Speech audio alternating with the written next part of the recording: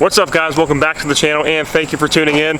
A little bit different of a video coming at you guys today and the next two uploads because we're going to be doing some mini comparisons between the two trucks here behind me.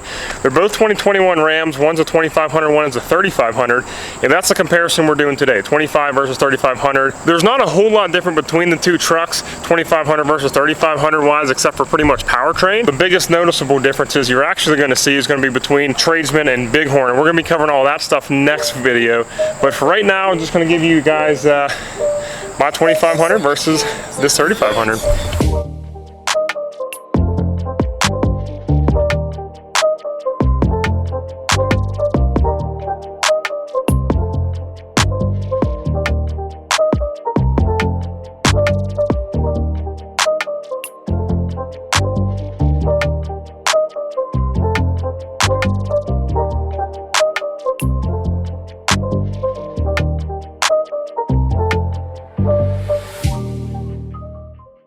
Alright guys, so what you see here right in front of me are two 2021 Ram diesel trucks, both set up pretty much exactly the same, crew cab short bed on both of them, both four-wheel drive trucks, and they are both single rear wheel. The biggest differences are going to be the trim levels, Tradesman versus Bighorn, and we're getting into that next video, but right now it's just between the two trucks. So my truck right here is a 2021 Ram 2500, has a 6.7 liter Cummins turbo diesel standard output engine, which is a $9,400 upgrade from the factory 6.4 liter gas engine that they put in these trucks. Makes 410 horsepower and 850 pounds of torque, yielding 18,770 pound of towing and 3,230 on payload, the what you could put cargo in the bed, versus this truck right here, which is a 6.7 liter Cummins turbo diesel, same thing, just a high output, which is a $12,195 option over the standard 6.4 liter Hemi that they put in these trucks. 410 horsepower, 1,000 foot-pounds of torque. So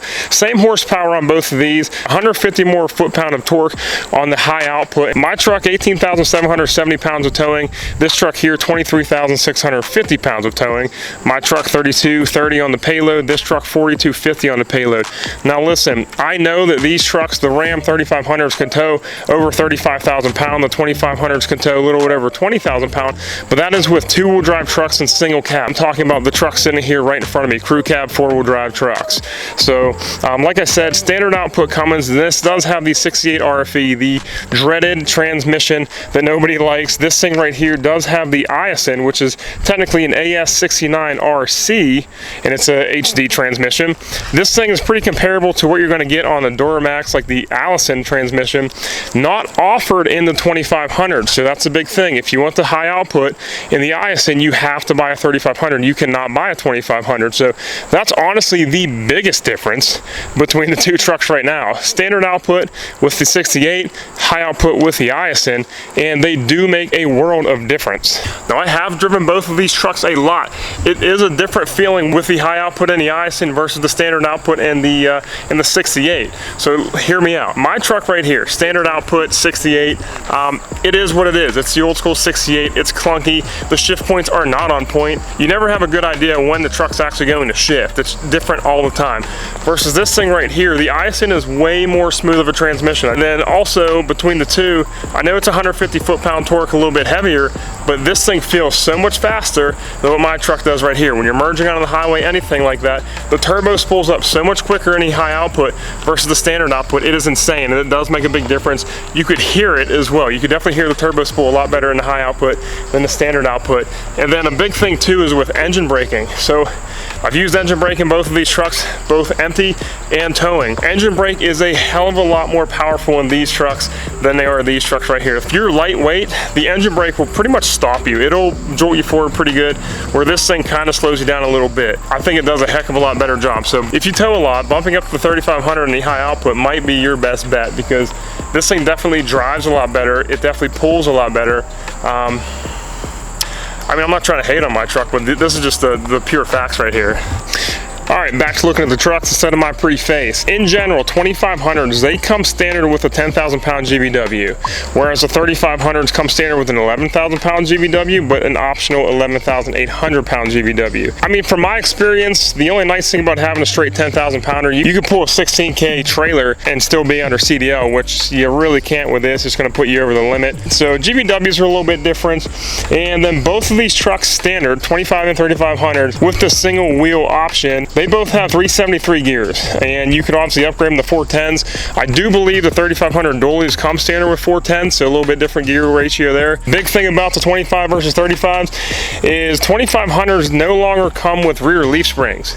So you're not going to see any leaf springs under there. You are going to see some coils, whereas the 3500s still come with leaves, and these specifically, these ones here that we use for work, so there are your leaf springs, and the ones that we use for work, you probably can't see too much. They actually upgrade these with airbags, so we're going to talk about that when we do trim levels, the airbags on this. And we're also going to do a video loading some stuff in the beds of these too, because obviously this thing's going to squat a heck of a lot more with coils than this thing's going to squat with leaf springs and air suspension. So that's in a later video as well. So that's a big difference too. 2500s come with coils, so definitely a lot more of a squishy suspension.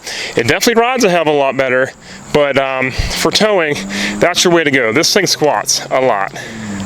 And both of the trucks, single wheel, from my experience and research, they both come with a 31-gallon tank. So I'm pretty sure the dualies end up bumping up to like a 50-something gallon tank. But right now, both single wheels in this configuration. I think if you maybe go long bed 3500, you get a different bed. But right now, these two configurations, 31-gallon fuel tanks. Interestingly enough, now I did custom order my 2500 with a limited slip rear end. 3500s come standard with limb slip. It was optional on the 2500. I had to order it with the limited slip diff. Otherwise, speaking suspension wise, same exact axles up front and in the rear. And then the only other big difference that I can point out on the two trucks, honestly, is that the 3500s come standard with a transmission cooler, like a separate trans cooler, whereas the 2500s do not. So really, like I said, that's why I wanted to do this for the very first video, because it's not very long, but there's a pretty good comparison, other than like right now I got 10 on my truck and moose mirrors down.